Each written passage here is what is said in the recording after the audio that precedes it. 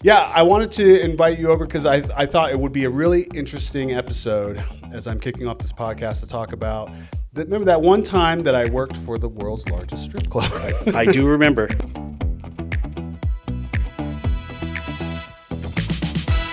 Welcome back, everybody, to Heroes on Set, the show for digital content creators, the people that make the magic happen behind the scenes, behind the cameras, behind the computers, whatever. Today, I have a very, very special guest, my former boss at the world's largest and most exclusive gentlemen's club, Sapphire Las Vegas. George Wilson's in the building. Thank you, George, for being here today. Thank you, Aaron. Thanks for having me. This is awesome. I love the setup. Oh, thank you. This is sweet. Yeah, it's coming together. It's coming together piece by piece. But I wanted to invite you over because I thought it would be a really interesting episode as I'm kicking off this podcast to talk about. Remember that one time that I worked for the world's largest strip club?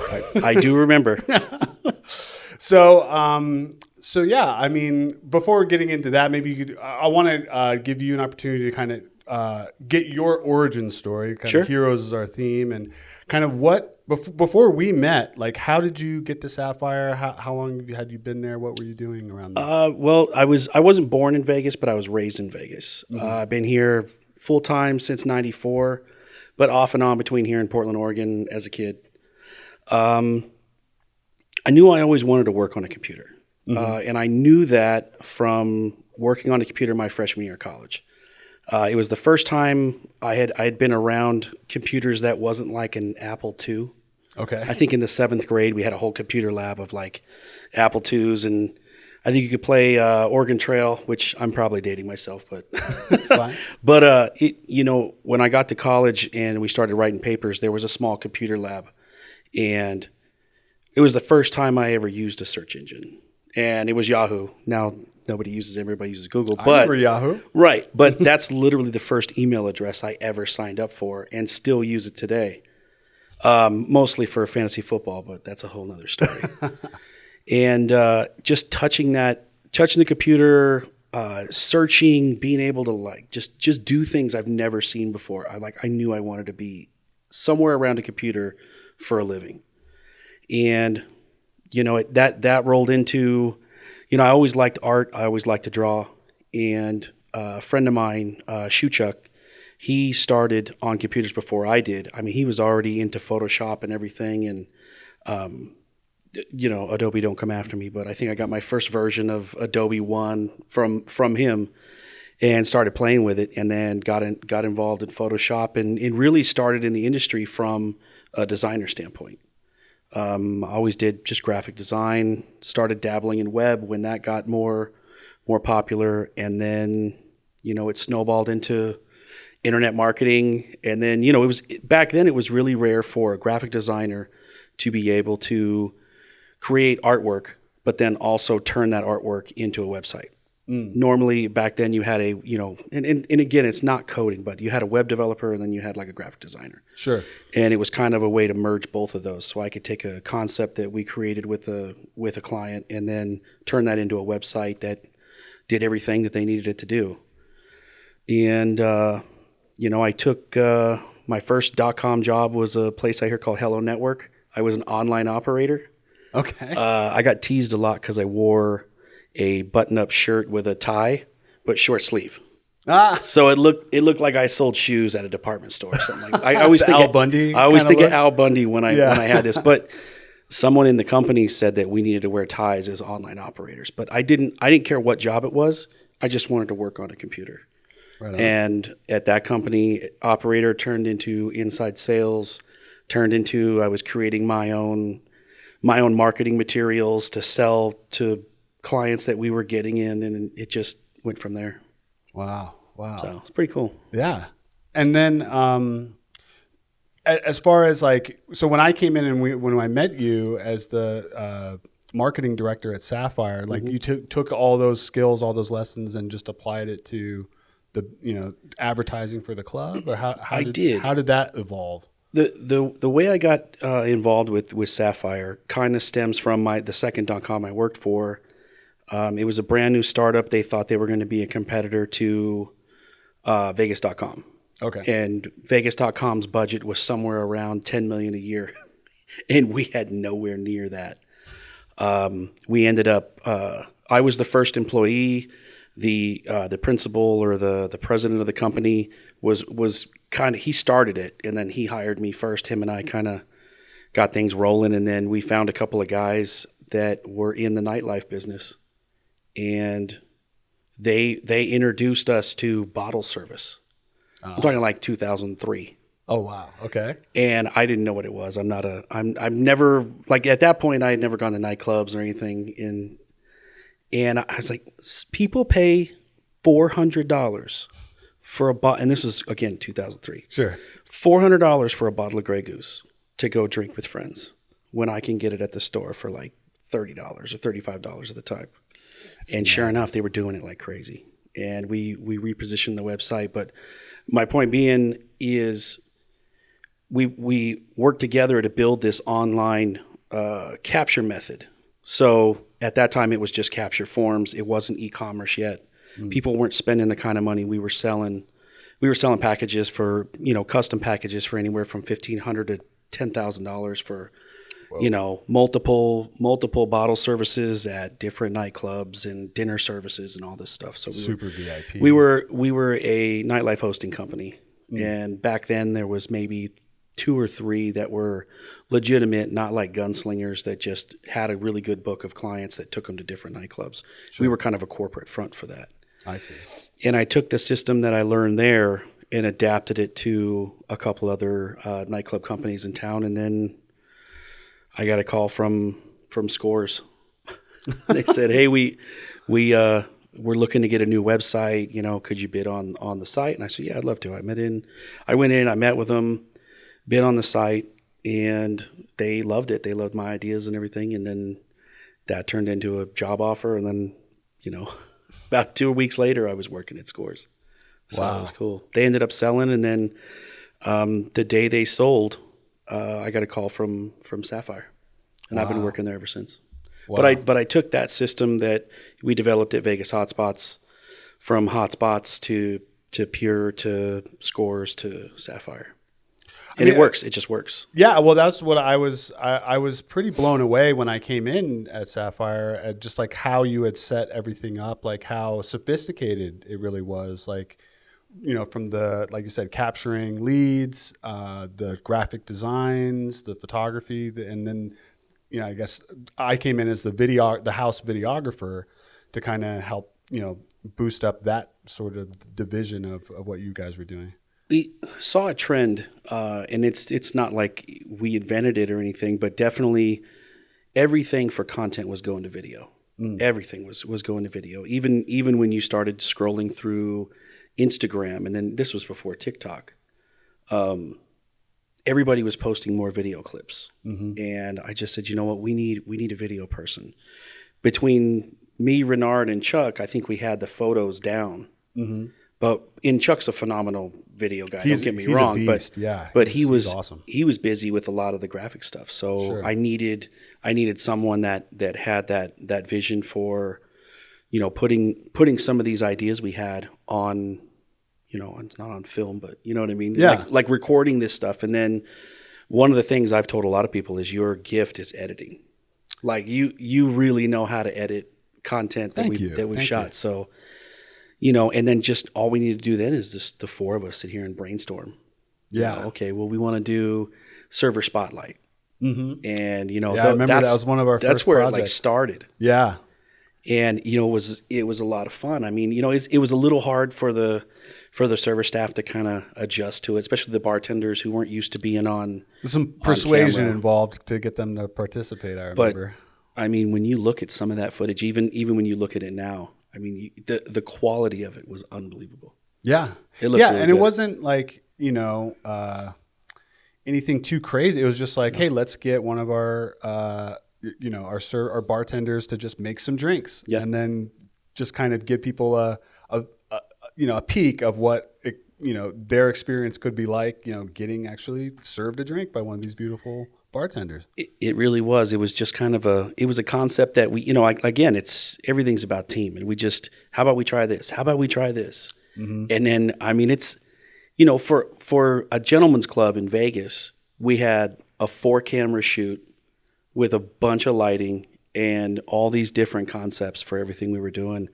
And then just, once one person joined us and we filmed it, we had a lot of staff members wanting to be involved. Yeah. Because they saw the quality, and it was fantastic. Yeah, and it's great content that, I know, so many people at the club, like, they're into the gram and, getting content. Some of them were like paying photographers and people like that to help them make their own content. So we were just like offering that as like, hey, you help us out and you get this great content. Well, this is before OnlyFans too.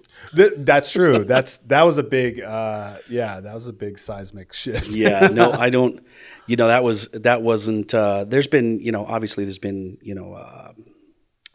we know what OnlyFans' biggest market is. Sure. And there's been cam sites and stuff like that before, but nothing like that. Oh, it was, game changing. And, but I mean, now, that's another content field, but it's, and we still do great stuff today. I mean, you thankfully come out and help when we have different projects. I know you came out and shot some stuff for us recently. Yeah. We shot, what did we do? We did, a big part. Well, you guys had that UFO sighting above the club that went viral. Sure did. And then we had like a great marketing opportunity. Let's throw a big alien party. Yeah. So we came film that. That was a ton of fun. And then, you have like big parties, big events. I'm always down to come over and help you guys hose that down. You guys now have a great in-house videographer, Angel. He's good. He's really good. I think he realized some stuff that I started to realize towards the end of my tenure with you guys was the shift from, like, I was coming in sort of like more of a traditional, like, commercial producer sort of thing. Like, I wanted to make, and we even tried like to make like a show, but it wasn't really the right type of content for, I think, what really your marketing needed, which is more this like snappy TikTok-y stuff. Yeah. So the stuff he's doing now is great, and you guys are getting like tons of views there. I definitely think that's an industry term, snappy TikTok-y. Yeah. But no, I think anybody that's doing content creation now, if you can't get them, I mean, now it feels like the first 5 seconds. Mm-hmm. You're not going to get the next 25 seconds out of them. Because if you're shooting anything longer than 30, I don't think they're going to pay attention at all. No, you do have some long form creators, and when I say long form, I mean like 10 minutes. Sure. On Peter McKinnon on YouTube, he'll do this like 2-minute Tuesday because he knows, but then he'll do some long form reviews and things like that. That'll stretch out maybe 8 to 10 minutes, but I don't think you're going to keep an audience unless you're really talking about something that nobody's heard of.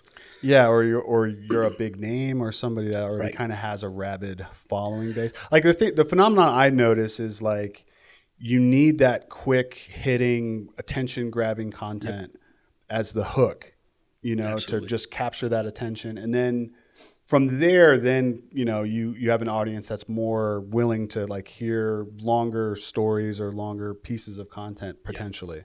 But to come out of the gate with like a 10-minute video, it's not going to work. That's not going to work. Well, and then recognizing some of these shifts too, because someone I think adopted this really early was Joe Rogan.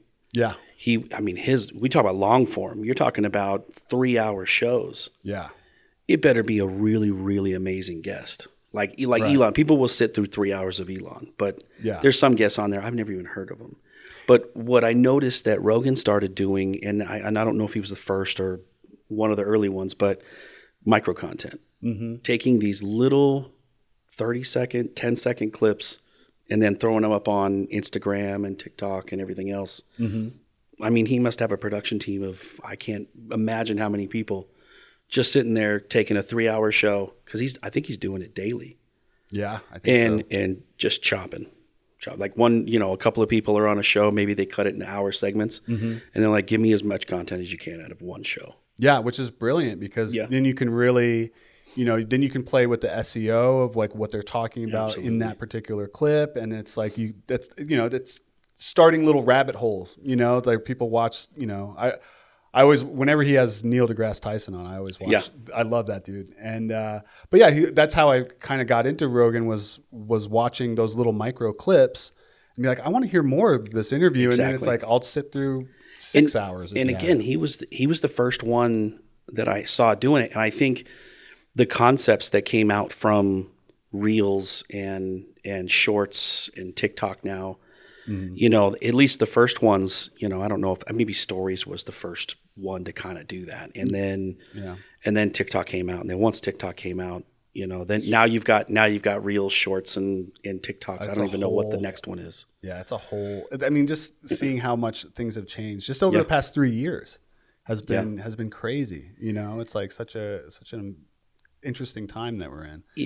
If you're not doing that if you have a product or if you have a service you're trying to sell, you have to be in that space. Mm-hmm. I don't see how you can't. Now, when I say be in that space, I mean generating content. Mm-hmm. My personal opinion is TikTok is definitely for a younger demographic. I was reading recently, 25% of TikTok users are under 18 years old. I believe it. And then I think it's almost 25% of them are under 30.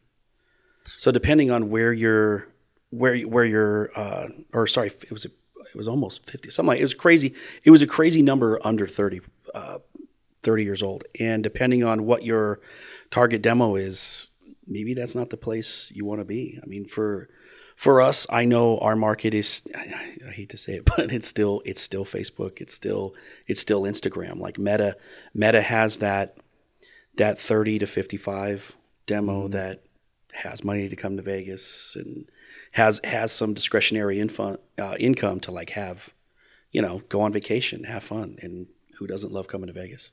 Of course. Yeah. Yeah. So I know like when I took the job, I think when I responded to the ad, I didn't even really know what Sapphire was because I don't go to gentlemen's clubs or out to the nightclubs or whatever. I think it even might have said in the ad like Sapphire nightclub or something in there, and I was like, I thought it was a nightclub. Yeah, it probably says Sapphire Las Vegas. Yeah, something like. And then when I got the call back and met with you, and I was like, oh, now I know what this is. I had to go home and like explain to my wife. Like, trust me, I had to do the same thing at one point. I was going to ask you, like, I'd be curious to know how that goes. I know how mine went. It was like, yeah, but it's a really classy place. It's not like what you think it is, you know. And it was true. Like, the department, like the marketing department, was run in a separate part of the building, and it was run like an agency. Really, that's, you know, and I've never worked in an agency, but I've had friends that work in agencies. But that, you know, you being around enough creative people, like that's the atmosphere I thought we needed, especially with what we were trying to create. Because it's, you know, there's a lot of things that I want to do even in the next 3 to 6 months that fall in those lines, but it's just something that's so necessary when you're trying to sell, again, services or products online. And in our case, it's nightlife, bottle service, parties, bachelor parties. When you get to Vegas, everything you want to do, you plan it before you get here, and all you have to do is walk through the door. Yeah, and we even pick you up. So it's you know, building that feeling for someone to know, and once they experience it, it's like I didn't have to do anything. They called me, they came pick, you know, that whole experience. And once you do that right the first time, you've got a guest for a lifetime. 100%. And they'll tell 5 people who tell 5 people, and that's awesome. Well, yeah, and that going back to, like I said, I was very impressed by like the entire sort of experience that you guys designed and engineered.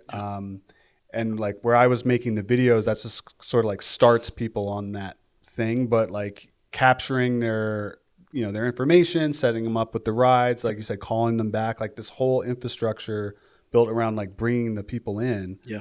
Starting with like, first you got to get their attention though, you know? Yep. And it was amazing. And working with you and Chuck and Renard and that little squad we had, just going out and just trying stuff out. You know, we had some stuff worked really well. Some stuff was kind of goofy and didn't work, but it was like, I just loved how like you let us experiment with things, you know, and try stuff out and know that we weren't going to like goof around. Like we were going to take it somewhat seriously to try to make cool stuff. When you just said that, it was it pool season 18? I think Endgame was coming out, or I can't remember if it was Endgame or Infinity War. Yeah. Oh, no, it was Infinity War. Yeah. It was Infinity War because with the snap and the You did the funniest video and shot some of the people at the pool. and one guy was Thor, one guy was Hulk, one guy was the guy. Terry his name was Thor. Yeah, he called himself Thor. Yeah, he was a big dude, but it was just funny how like the hammer and all that. Yeah, but people love that stuff. Like the amount of views we got on that alone, the comments we got, just the engagement that creates. Like that's what brings the eyeballs. That's what captures people's like, oh man, this looks like a lot of fun. Yeah. And then, oh, well, they got packages. Oh, I'm going to check those out. And it just spirals. I love that. That was definitely one of the more creative, like, funny ones that, if it's a stuffy organization, they wouldn't even try something like that. Right. And I thought it was, and the pool is a lot of fun. Oh, it's a lot of fun. Yeah. It's a lot of fun. The topless pool. Yeah. But yeah, and we did, we had a bunch of fun events like that. We had the Star Wars, May the 4th be with you. We did a Star Wars thing. I'll probably run some clips of some of the videos that we made there. We had a bunch of really fun stuff. We had like nighttime pool parties and everything. Really like anything that we could have a party for. It felt like we tried to do. We never run out of ideas to create some of these concepts for. And when we talk about that, the four of us kind of working it definitely inspired me personally. Up until you and Chuck were on the team, I swore off video. I'm just photographer. Photography is like a hobby of mine. I love it. Recently I was at lunch with my wife and a friend of hers. Shout out to Mama Coco. She was asking me, like, what do you love about photography?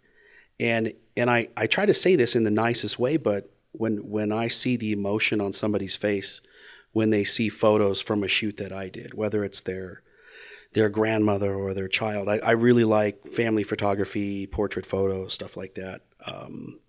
We just shot Heather's son for his 1-year-old birthday. Oh, wow. At the park. And like the coolest thing in the world is I get a text message saying, I can't get over how much I love these photos. And it's their kid, but and they see him every day. But the emotion that it brings out when you nail a photo, when you nail a look, especially with a kid. Her kid is like didn't even cry one time.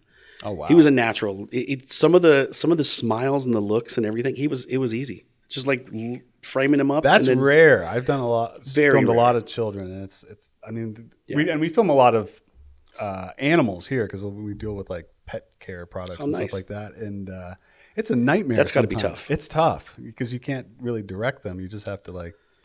I feel like kids can be in that category, but he was happy as hell and smiling and laughing and playing. I mean, that made it super simple. I don't do a lot with some of the families have younger kids and things, but this was really cool.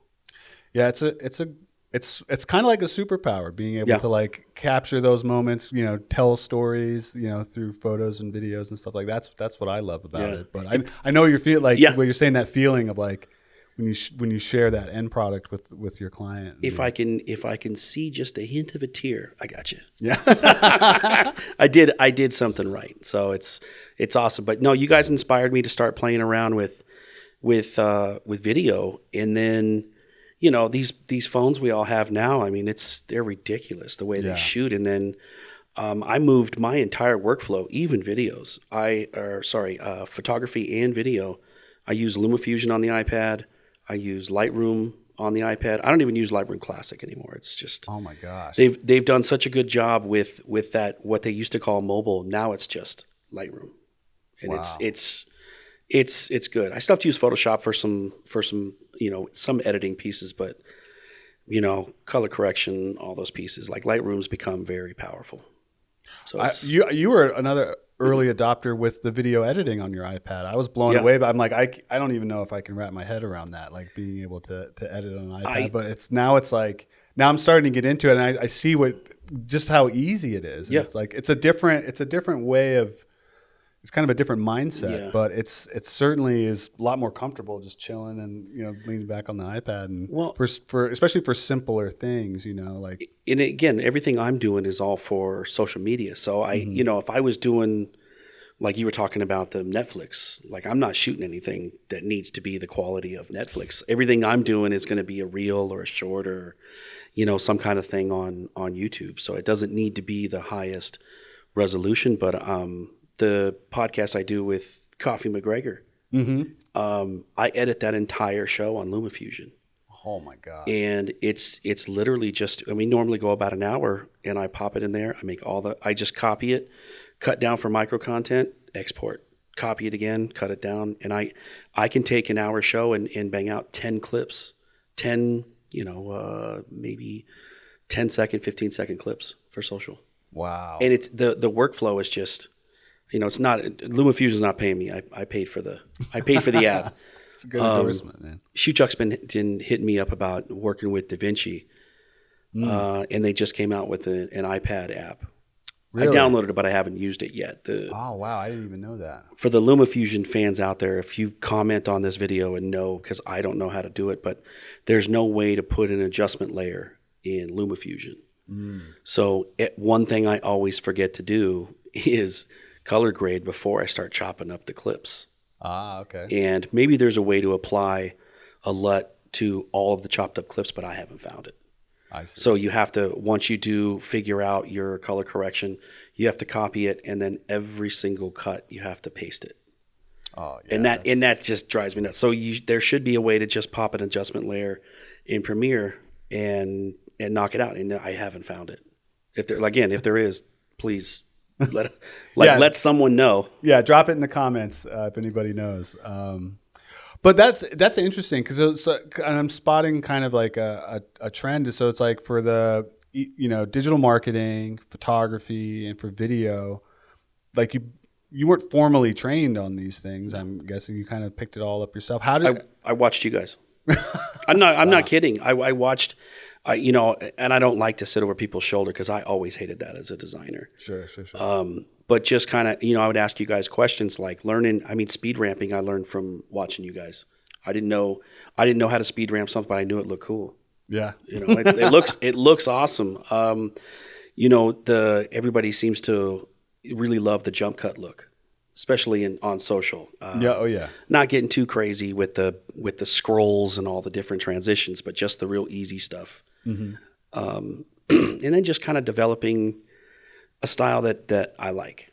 And it's not, it's definitely not Spielberg or anything like that, but it's good enough for what I do and what I want to do. It's damn good, yeah. And the biggest reason why I switched to the iPad is the power that little device can do versus, and I had a MacBook Pro. I still have the same one I've had for probably 5 years, but Premiere just lags, and I'm not going to go out and buy the Mac Studio Pro 25, however much it costs now. There's no rendering on the iPad. That's when you're crazy. doing Lumafusion.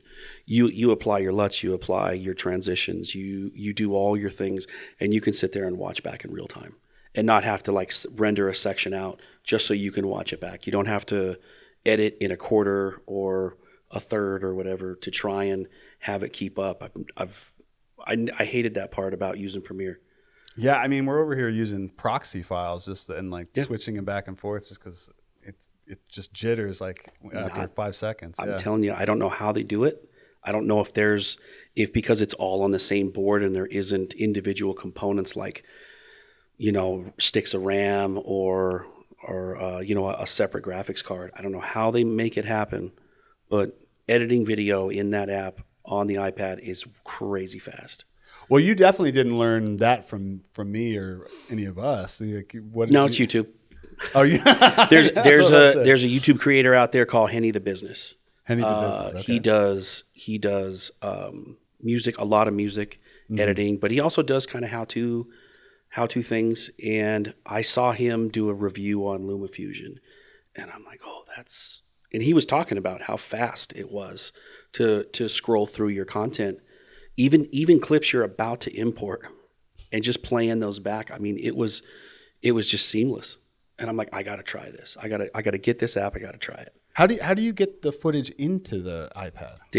They've added this. iOS has added this file structure now. It used to be where you couldn't, there was nowhere to store files locally unless you put it into Photos or iPhoto, whatever it was before. And they've now created this file structure, but even further than that with the most recent iOS, you can plug a hard drive in to the port on the iPad and work right off. I recommend an SSD, but you work right off that piece. And again, all your scrubbing, all your files, everything is just seamless. I don't know how they do it. There's magicians over there at Apple between the hardware and the software, but it's wild. Definitely recommend it. So go out, find some tutorials. I definitely do a search for Henny the Business because one, he's a really cool guy to watch, and two, he's like very good at the formal stuff, kind of walking you through the process. So it was great. Oh, that's perfect. Yeah, I mean, it's a pretty incredible like how much you can learn just through YouTube, for crying out loud. Like if I remember, I tell friends this a lot. Like when I went to film school, this was like right before YouTube even came out. Yeah, and that was really the only way to, other than just working on a big show somehow if you knew somebody or whatever. But like that's where you got your training. Today, there's no way I would go to film school. I mean, it's all right there. And somewhere NYU, they're like, no. I always heard that's a really big film school out there. Oh yeah, I couldn't get in there. That's one of the top ones in the world. Yeah, very competitive. But I've learned to do amazing things. I got 23 years hard time married, and I know for the longest time my wife said I wasn't very handy, and then I got to the point where like, I'm not going to pay this guy to put lights in. I could do that. And I watched a video of a guy putting in these really flat can lights. And I'm like, you know what? I'm going to put those in my kitchen. And when I did it, no one believed I did it. They're like, no, who'd you pay to do that? Like that's just, they kind of knew me from before, but I enjoy that stuff now. And they make it look, the YouTube creators make it look so easy. Mm-hmm. They really do. Like, it's just not, they're like, oh, you just do this and that. Now, am I going to remodel a bathroom? No, absolutely not. There's some people on there like, oh yeah, you just do this, and you knock it out, you're done. Like, no, I'm not trying that. I'm not trying to flood my entire house out. I'll leave that to the pros. Sure. So you mentioned your podcast as well as like another content creator arena that you're in. Just the Drip. Greg and I have been friends since Peer Management Group. That's where we met, and I mean, we clicked pretty quick. He is a little bit older than me. He can watch that back. And we just, we always talked. He's a creator himself. He is a fantastic illustrator. He's really good. Like he can sit there and draw characters, ideas. He draw it on paper, but then he can also adapt that to digital. And he does it really, really well. So any of the logos you see for Just the Drip, he's designed all of them. And he'll do sticker designs and all this stuff here. We kind of got busy in the last few months, so we haven't shot an episode in a while. But one of the things we shared, other than liking craft beers, which we don't want to do reviews on, is coffee. We both really like good coffee, and we didn't, it sounds kind of snobby to say that. Like, you don't want to drink the store, maybe Folgers or, any of Maxwell House or any of those. Sure. We actually did an episode, I think it was like episode 5 or 6, where we went and bought those big brand store coffees and tried them. And after drinking coffee from roasters all over the world, and you go back to drinking that coffee, you notice a difference right away. To where I have friends now who are asking me, what coffee maker should I buy? What kind of kettle should I get for my pour over? And how do I use an AeroPress? And I'm going over coffee to water ratios and things like that. Like, it sounds technical, but once you taste a perfectly ratioed coffee, especially Ethiopian geisha or something like that, if you can afford something that won, the coffee cup, whatever that is, they do contests and everything. Sure. Once you taste it brewed perfectly, you can never go back to that store coffee. And there's a couple of great services out there. I wish Greg and I would have thought of that. I get a text message once a week from 2 different services. Hey, this is our coffee on deck. Just text back 1, 2, or 3 how many bags you want. Whoa. It's just like, it's like, take my money, and you read the details and everything, but that service and just coffee in general. And then him and I developed this system of, show notes where he'll pick a coffee one week, I'll pick a coffee. We've got a laundry list of roasters. We're never going to run out of coffee roasters. Nice. We've gone to every local roaster in Vegas. And one thing I've noticed is nobody's upset in the coffee business. We've never walked into a roaster and you're like, what do you want? You might get that at some of the big box places, but not at the local places. They just have a general passion for what they do. And, the hardest part was the format. And I've said that for anybody that has show ideas is coming up, whatever that format is, and write it out, write it down. I mean, you see these guys talk about it on YouTube again, but it really helps because if you just get on and, we're going to drink some coffee today, like we call it a G grade for how we grade the coffee. And, we go over ratios and which method. We never do a drip coffee, but it's a pour over, it's a French press, it's an AeroPress. It's those different methods to try and extract the best flavors out of the coffee. And then we talk about it. We start the show off talking about Greg and I, what we did the last week. Then we go into the coffee review, and then we always try to pull obscure coffee news. And it never fails. He always finds news where some guy or girl walks into a McDonald's or a Dunkin' or any shop and they're nuts. They're pissed about their coffee or they're upset about some service and they go nuts in the store. Like we would do the show. I think we've done 83 episodes now. Wow. And there's always that story out there where somebody went nuts. But we find, there's a lot of health benefits, which until we started doing the show, I didn't know how beneficial coffee was for some of your internal organs, mostly digestive. But, and there's new studies there.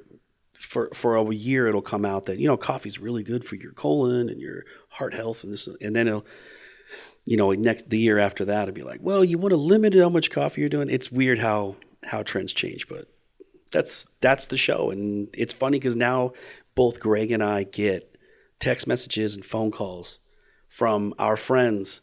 So I'm looking to get a new coffee maker. Which one should I buy? And need a consultation. Need a consultation. So I've gone through a few. I've learned my lesson that the biggest brands definitely aren't the best. And we talk about all that on the show. So it's. Could you name me your top 3 right now favorite coffees?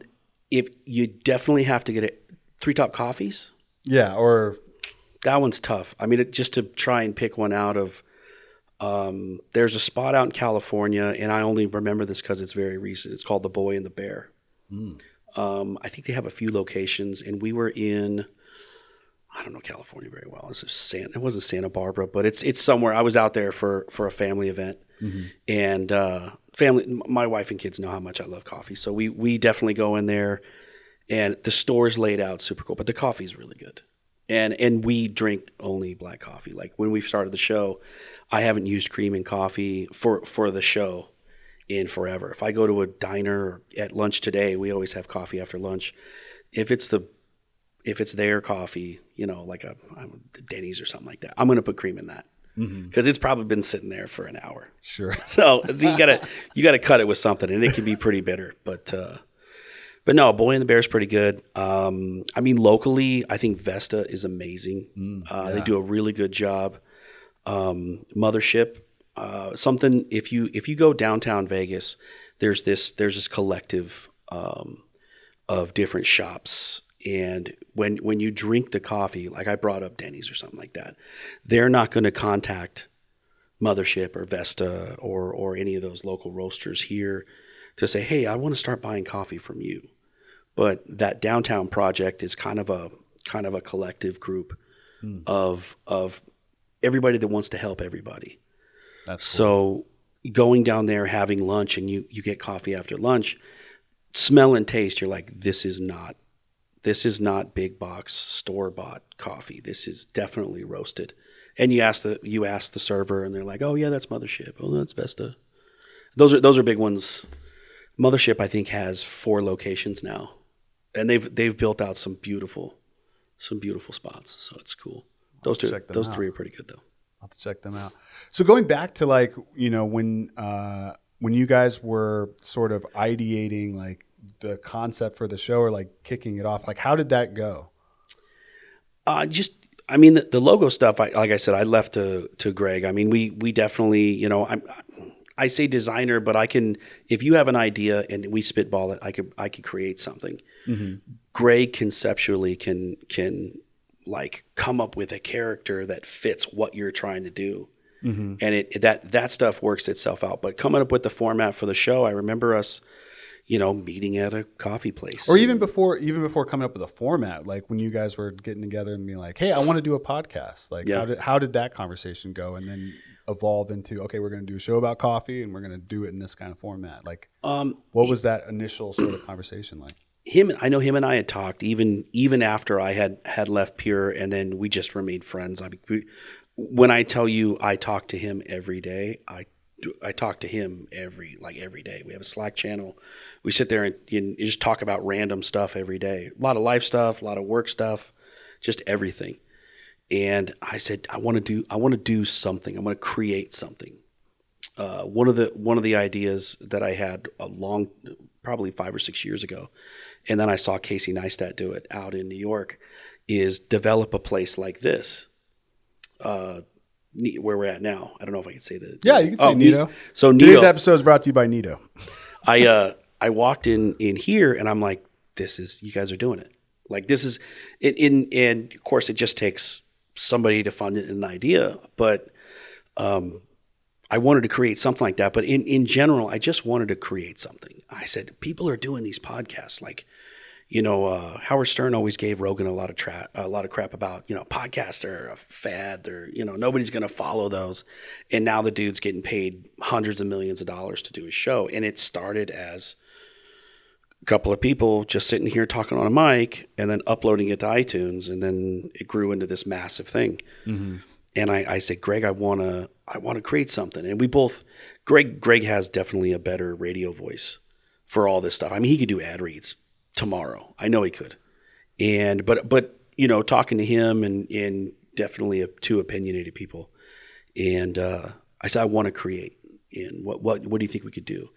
And we threw around a lot of ideas. Again, we didn't want to do a food show because I don't want to go to a bunch of different, I feel like a lot of foodie people are already out there. Mm-hmm. And what do we both like? Well, we both like beer, like craft beer. But we didn't want to drink beers on the show because, I mean, how many beers are you going to drink and then you're hammered by the end of the hour? I mean, I don't want to sit there and drink beer for an hour, but the coffee just clicked. It's like, hey, you drink fancy coffee. I drink fancy coffee. Why don't we talk about coffee? And I can't remember which one of us had the idea. I think it was Greg, and he said, why don't we do coffee? I mean, there's endless amounts of roasters. Mm-hmm. And I'm like, that's a great idea. And also it's not a really expensive entry point. Like, sure. And then I will tell you, when we started doing the show, 12-ounce bags of coffee were $14. Oh, wow. 13, okay. $14. The services we order through now, the websites we order through now, $20, $22 for a 12-ounce bag. I mean, the same ounces.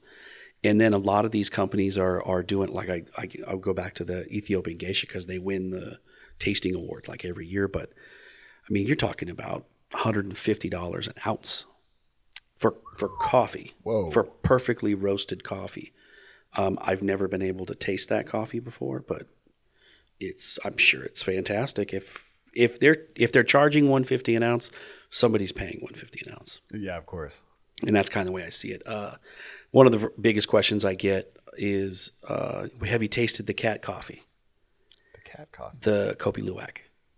It was made famous, not made famous, but it was talked about in The Bucket List. It was a movie with Nicholson and Morgan Freeman.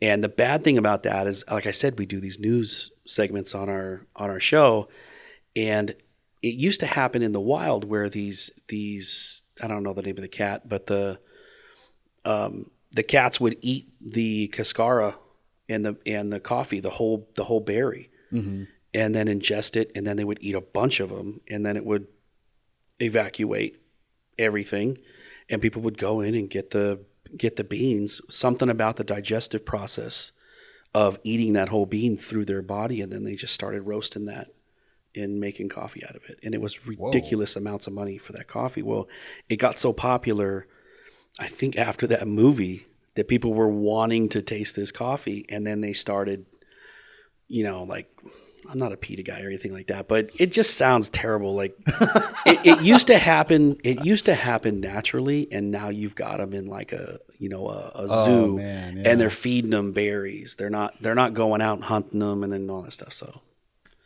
I haven't had it. I'm probably not going to have it, but whatever. It is what it is. I still eat all the meat. I still eat all that stuff, but that one just sounds kind of crappy to me. No pun intended. No pun intended. Yeah. Wow, that's interesting. I never even had any idea about that. But no, we just, we came up with a concept. We want to do coffee, and then we just sit there and what's the format going to be? What are we going to talk about for the first 10 minutes? What are we going to talk about? And then coming up with a review process. That took a lot of research, figuring out, okay, how are we going to brew? Are we going to brew the same way? Because Greg will brew the same coffee through all three methods. And then do a collective review on, I got a little more floral out of this one. This one was a little bit bitter. And then he'll also play with ratios. Like I'm doing one method and I like it or I don't. And I can tell you through 83 episodes, I don't think there's a single coffee where I'm like, I'll never buy this again. I don't think I've ever said that, because we're not buying bad coffee. It's all roasted by people who know what they're doing. So it's tasty. But and then the news part's the last segment. I mean, we got to talk about what's going on in the coffee news. Yeah, that's brilliant. And something that it just kind of happened organically. We joke about the measles. Okay. And for those that don't know, measles is meters above sea level. And we started this joke about how many measles you got, talking about the coffee. And I'm like, 1,200? It's trash. I'm not even going to buy that coffee. If you're not over 1,800, we're not even going to drink it. Anyways, and then we would have coffees where they wouldn't list the measles on the website. Like, we're going to have to talk to the designers of the website because they need to get this data. It's important. So you got to know what you're really working. It's kind of a running. It's definitely an internal joke between us, but it's it comes out on the show. How long after you guys started did it start to click? Was it right away, or was there kind of a learning curve of when developing the format, or kind of what was working? There was a learning curve for me because I do the at first I did the audio edits because we did audio for I want to say 75 episodes. We did audio only because I didn't do a lot of video work, so I didn't know how to sync up 3 different cameras and all this stuff back then. I mean, I could tell you the way I used to do it. It took forever, especially hitting 1, 2, 3. When you merge the clips into Premiere, that was a horrible process. So, went through a lot of hardware. Watched a lot of videos. I gotta credit Henny the Business again because he's the one that kind of gave me the idea. But a Magic, what's it called? Blackmagic? Blackmagic makes the ISO ATEM Mini. Yeah, the ATEM. Yeah. ATEM Mini Pro. I've got that's to switch camera angles, and then I cheat and I use Ecamm Pro or Ecamm Live, and that system is awesome. Just using that, and then I use it's not iWatt. I can't remember the name of it, but it's Stream Deck. Stream Deck, yeah. Stream Decks, just little shortcuts. Yeah. And I was able to set up all the scenes in Ecamm Live, and then I just have it right next to me right here when we're talking, and then when Greg starts talking, I'll hit the scene, and then it goes on Greg, and then we have one that I've set up where we've got both cameras. I was just watching one today. Yeah. I think it was the last one that was posted with the 2-box in there. Yep. I was like, yeah, that's cool, man. Yeah, and it's to see how far it's come for someone like us who aren't professional. We didn't go to film school. We didn't go to any kind of radio training school or anything like that. We just kind of played through, watched a lot of YouTube videos on what everybody else was using. And when I came across this Ecamm, I mean, Greg and I haven't had a studio to sit down and do a show in I want to say 2 or 3 years. So all the episodes you see are using Ecamm's system where I'm on my side, I fire up the software, I send him a link, and he clicks it on his computer, and his feed comes right in. Yeah, and it looks like you guys are in the same room. Sometimes we get some audio sync, and I think that's some kind of buffering through the internet. But I mean, it's an easy system to use. I mean, we were up and running in I want to say at least like 10, 15 minutes after I got the software installed. Oh my gosh, man, that's I got it. I clicked the link and I said, Greg, click on this, and he clicked it. I'm like, dude, we're on, we're recording, and just testing out, and messing with. I mean, different microphones and just all that stuff. And it's a great hobby pastime, but it's a lot of fun to like fail and trial and error. Now I'm getting questions about how to set up podcasts. Yeah. And it's just, I said, I can tell you what I have, but I can tell you I went through a lot of hardware I should have never bought that goes with that. But it's fun. It's part of the journey. It is. It's a lot of fun. But yeah, I mean, now and that was, I wanted to bring you on the show for a bunch of reasons, but I was like, I have to bring you on to talk about podcast. Now that I'm starting my podcast, finally, it's like, I got to know, how did it work for you, and what advice would you have for anybody starting out? Because that's really what I want this show to be, is like to encourage people to create, you know, and to take those passions and those ideas and now that the technology is so accessible, there's really no excuse not to if you really are interested in it. My only advice is you definitely don't need the Shure MB70s that everybody else has. I mean, those are kind of the industry standard. We haven't done a podcast on those. I'm not going to pay $400 a mic for a hobby podcast. One of the things I thought was really cool is the way you did your logo concepts. Oh, thank you. Yeah. So I started getting these emails, and I knew it was from you because your email's on it, but it's like, hey, I want you to grade which one you like. And I was like, oh, that's cool. So I started doing it. I hit submit, and then I got another one like maybe 3 or 4 days later. Were you doing that on Fiverr?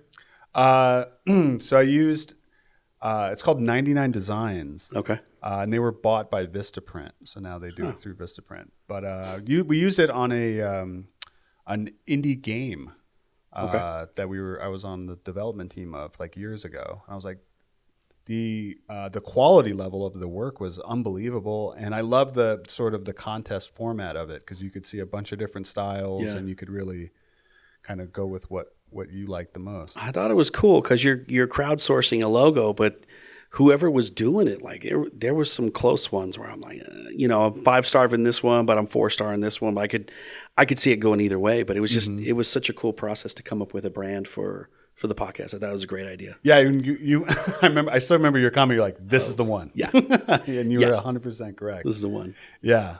Well, and it was also on the sneak tip. It was sort of a low key way to like let some people know that, hey, I want to start doing this podcast. Because believe it or not, like, I was really nervous about wanting to start my own YouTube channel, start my own podcast and stuff like that, because I was the behind the camera guy. Same problem. Yeah. Identical problem. I was so happy with being audio for as long as we could. Mm-hmm. And then talking to Greg, he's like, dude, we got to start recording this. We got to get video. Because YouTube was going crazy. And I'm like, I don't know if I want to be in front of the camera. I'm the photographer behind the camera. My wife always gives me a lot of grief about we don't have a lot of family photos. Like we have a family photo when I think my boys were, maybe 2 and 8 or something like that, or whatever. I can't remember their age gap, but it was like they're little kids. Like my youngest was a baby, and that was our last like Olin Mills in studio. I don't even think people do that anymore. I don't think so. Like, And go to the like the Kmart or whatever, right, like the no, photo. I dreaded that stuff when I was a kid. Oh my god, that was the worst. And that was the last time. But I do right around Christmas time. I get pretty busy with doing people's Christmas cards, senior photos, all that stuff. And she just said that this weekend, she goes, "When are we going to do Nolan's senior photos?" I said, "I don't know. Pick a weekend. We'll just go out there and wherever you want to go, we'll take some photos." But I'm not in very many of them because I'm always behind the camera, or I've got to like set everything and then hand it to someone. I say, "Hey, just halfway down when you hear the beep, click it the rest of the way," and we go from there. But yeah, it's pretty funny. Yeah, and similar thing that I'm starting to experience now, like starting my YouTube stuff, is like trying to film myself and come up with everything and get it all in. So there's like learning, but like you said, it's fun actually. Once you kind of like stop taking it too seriously and just enjoy the process, it's actually really fun and rewarding. And I'm getting a lot of support from people. Like, and I'm sure your podcast, you get all kinds of accolades.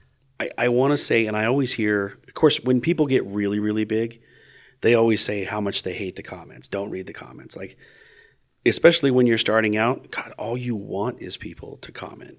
Say we're terrible. Say we're great. But at least I know somebody's out there watching it. Like somebody said, "Oh, that was cool," or "You guys suck. You sound terrible." Like we don't have any. Thankfully, we don't have any of that. I won't get into the other story, but we had one person that did not like a guest on our show. Okay. And I won't name any names, but she did horrible reviews because she did not like the guest on the show. And I'm like, all we did was talk about coffee. And the person that was on the show owned 5 different coffee shops where he was from. And I mean, she just slammed us. iTunes, everywhere, social media, bad comments, everything. Yikes. And I was like, what did we do? Like, Greg and I don't even, we just, like, this person reached out, or someone on his team reached out and says, "Hey, we'd love to do the show." Mm-hmm. And I remember seeing it, and I'm like, I text Greg, I'm like, "Dude, screenshot." I was like, "You're not going to believe it. Somebody wants to be interviewed on our show." And it was like the first one. Wow. And we literally talk about coffee, and people, even Greg's friends were like, "Hey," Greg's like, "You want to be on the show?" And it's like, "Nah, you guys, I don't know if I want to be on there." It's like, we're talking about coffee, dude. We're not, we definitely stay away from politics and all that stuff, but it's coffee. Like, do you like it? Yeah. Do you want to talk about it? Nah, I don't want to. Man. It's definitely a growing experience. The more episodes we did, I think the more comfortable we got with being on the mic or being in front of a camera, and then just really honing in on that workflow of creating that content afterwards. Wow. And then watching people that are just pros and then stealing their ideas. Oh yeah, there's a lot of good stuff out there to borrow. Yeah. But it's funny. So it's kind of come full circle. You said like me and the boys inspired you to make some content. Now you've inspired me to make some content. It just keeps going. This is great. You have a studio that is fantastic. Well, thank you. Yeah. It took away. We just painted all of it, and I think my buddy Saul, who I work with, says it's got a little bit of a strip club vibe in here. I'm just like, I don't know. It's cool though. I can assure you, there's no poles. There's no poles yet. We got some neon lights and stuff like that, but I wanted a very Vegas-y vibe. It's like Vegas is such a special place. I'm one of the. I hear so many bad things. It's bad for this, bad for that. I love this town. I really do. The only thing is when you have friends that don't live here and they come to town, they're like, "Yeah, let's go. Are we going out?" I'm like, "Yeah, can we go to a local brewery like around my house? Because I don't want to go down the strip." I've been there so many times. And of course I go down with them, show them some stuff. They're like, "I love this place," and then they're like, "Hey, so what do you think about maybe going to the club?" I'm like, "Yeah, I would love to go to work on a Saturday." Yeah, right. Love to go down to work on a Saturday. So, yeah, it's fun stuff. That's funny.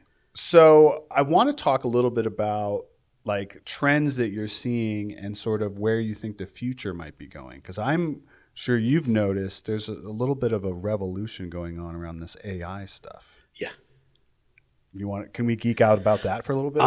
Absolutely. I haven't gotten to the AI video yet, but I've seen it. I was talking about this in our Wednesday meeting that I remember on Fiverr, there was it's actually one girl and she doubles herself on Fiverr. And if you send her a shirt or whatever, she will film commercials for you talking about your product. She'll read a script. She does an amazing job, but it's a real person doing it. So now there's services where you can just sign up. You can pick your features, your hair color, your eye color, you can pick your person, and then type in a script, and they'll do a feature read for your product or your service. And it's all AI. Some of the photos I'm seeing are crazy. It's nuts. The one thing I definitely think it hurts is I signed up for Jasper, which uses the API. It's the text generator, right? It is. Yeah. It uses the API from ChatGPT, and which is a crazy platform. It's nuts. When they finally do come out with 4.0, like I don't know what this thing's going to do, because they've taken that concept and they've come out with things that write code and things that create pictures, people. Like you can tell the service to generate the cast of Friends, but in Star Wars, and it takes the pictures from I don't even know where they find it, but then it makes one of the guys look like Chewbacca, but still look like them. Yeah, it's mind blowing. But Jasper is nuts, and there's a service out there, and it actually has a test. So some of the things I've posted, I'll copy it and put it in their generator that says it can tell if it's AI or if it's written by a human. And what I put in there was written by Jasper, and it passed 97%. Said it was human. Oh my God, dude! And I'm like, okay, we're doing it right. You obviously can't just give it one sentence. Yeah. And say, all right, make me a 4-paragraph blog and a title out of this one sentence. You're going to get, trash in, trash out. That'll always be constant, I believe. But I normally try to spitball some kind of summary paragraph of what I'm trying to do, and it does a great job. I have found recently did one for the most recent UFC, and the main event was correct. None of the other fights were correct. They were from fights that took place. They weren't even part of it. I had to edit all that out and change the names and do all that stuff. But it got close. Like it was an exciting read. It was a good read. That's crazy. Yeah, it's nuts. But it's crazy. But I think I want to talk about what you think are the good parts about it and what you think are the bad sort of implications for it. But I see it, and like I'm actually studying it. Like there's like 20 different programs that we're studying right now, looking for like what's usable, what's garbage, what's really cool. And I think for a lot of businesses that don't have a big team to like a copywriter, a whatever, like it can enhance their ability to create content to sell their wares, and it's just I see it as like an inevitable tool. Yeah, I don't. There's a lot of talk about it's going to put writers out of business. I don't believe that, because you still have to have a human element to put into it. And I just emailed I believe it's someone in the journalism department at UNLV. I think there's a green spun or something like that department for journalism at UNLV, and I can't remember his last name, but it's Dave something. And I said, hey, do you have any recent graduates or someone? I'm looking to hire someone to manage the text content. Someone, because pool season's coming up with the influencers and all the stuff and all the doorway pages that we have to create to just get that business in. I need somebody to manage those pieces, and I need somebody to generate real relevant content to what we're trying to post. And it's it is a full-time job for someone, especially with the amount. I mean, the workload we have in those Wednesday meetings. Like, it's nobody ever comes out and says, "Well, what am I doing? What am I supposed to work on?" It's like Wednesday meeting. There's an agenda every week. Yeah. And have you finished all of those? If you have, I'll find something else. But but I do think even if that person uses ChatGPT or Jasper, someone needs to organize that content and that workflow so that you can get the job done. You can't just say, "Hey, write me." I mean, maybe you can, but I don't know how good it's going to be. But write me an article about UFC, UFOs, and a pizza convention coming up. Next week is Con Expo. Write me 400 words about Con Expo. And, it would probably do that, but then somebody has to go in and organize all that and then create the blog post and then get with graphics for, your feature image and all those pieces, and then put it into blog format with SEO and all those pieces. I need that person to organize all that stuff. Sure. But yeah, I mean, at least it can kind of get you going. Yeah. You know what I mean? That's what it feels like to me, is like it just Absolutely. gives you a faster sort of launching off point. We did an exercise because we mostly make ads here for like Amazon and stuff like that. And yeah.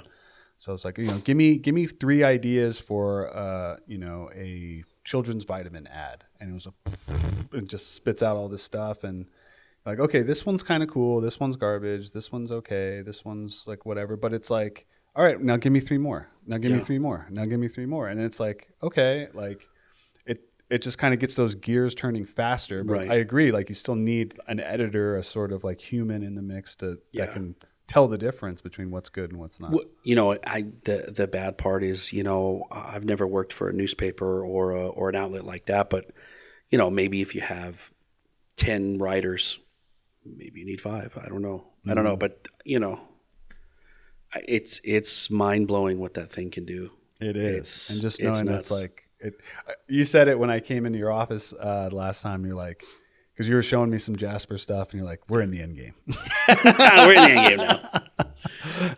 It is. I mean, and I'm just using it for text content. Mm-hmm. Like I said, the people that are doing it and generating human beings out of software. Mm-hmm. And then they're talking. I mean, their voices match with everything they're saying. It looks like a real person. Mm-hmm. I have seen some of the AI generated photos where the girl's turned her neck, but her neck's like over here. Yeah. Some of those are a little different, but no, it's what they have already is mind blowing, and I think it's going to get into everything else. Mm-hmm. Hey, build me a can of soup with a new logo and make it look really delicious, and then I've been playing with Midjourney. I actually have to turn it off because it's like, because I'll just think of goofy stuff and just be like, I wonder what this would look like. Yeah. And it's so cool. But it's never really perfect either, you know? And you can't like be like, oh, okay, now change this little thing. Like at least Midjourney doesn't work that way. Exactly. You can make more variants or whatever. Yeah. But until Skynet figures it out. Yeah. We won't know. We'll still have jobs for a little while at least. So that's cool. But well, man, thank you so much for coming on today. This was awesome, just catching up and just talking through this stuff. That was great. It was so much fun. And I'm going to have you look into that camera and tell people where they can check out your podcast and anything else you want to plug. Definitely check out Just the Drip. It's going to be older. We haven't done an episode in a while, but me and Coffee McGregor do Just the Drip. And if you're in Vegas and you're for a bachelor party, birthday party, Sapphire Las Vegas and Sapphire Pool, you can find both of them. All you got to do is search for those 2 terms as long as I'm doing things right. And it's a lot of fun in Vegas. So I appreciate you having me on the show. This is awesome. I'm one of the first 5, so I'm super excited. Oh, yeah. And then I was telling people that I was doing a podcast today. They're like, what's the link? I want to see it. So this will be out soon, but it's great. Thank you very much. Oh, you got it. Thanks, George. No problem. All right, guys. Thanks. This is Heroes on Set. We'll see you next time.